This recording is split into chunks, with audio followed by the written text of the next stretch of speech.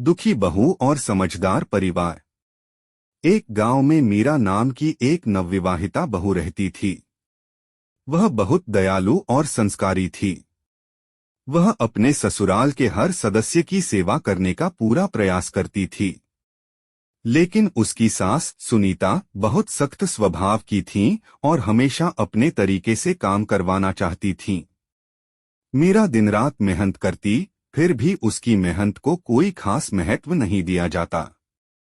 धीरे धीरे मीरा दुखी रहने लगी। एक दिन उसके ससुर ने उसे आंगन में अकेले उदास बैठा देखा। उन्होंने पास आकर पूछा, क्या हुआ बहू, तुम इतनी चुप चुप क्यों रहती हो? मीरा ने झिझकते हुए कहा, बाबूजी, मैं अच्छी बहू बनने की पूरी कोशिश करती हूँ, लेकिन लगता है कि मैं किसी की उम्मीदों पर खरी नहीं उतरती। मेरी मेहनत को कोई देखता ही नहीं। ससुर जी मुस्कुराए और बोले, बेटा, हर रिश्ते में समझदारी और संवाद की जरूरत होती है। क्या तुमने अपनी सास से अपनी बात कही?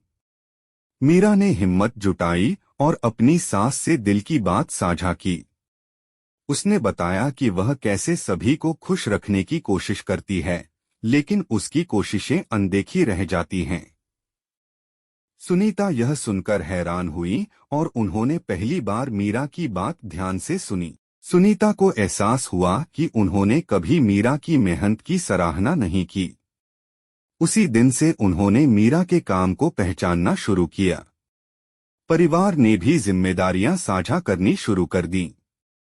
धीरे धीरे मीरा खुश रहने लगी और सास बहू का रिश्ता और मजबूत हो गया। घर अब प्यार और समझदारी से भर गया। कहानी की सीख। रिश्तों को मजबूत बनाने के लिए खुला संवाद और आपसी सम्मान जरूरी है। एक दूसरे की मेहनत की सराहना करके किसी के दुख को खुश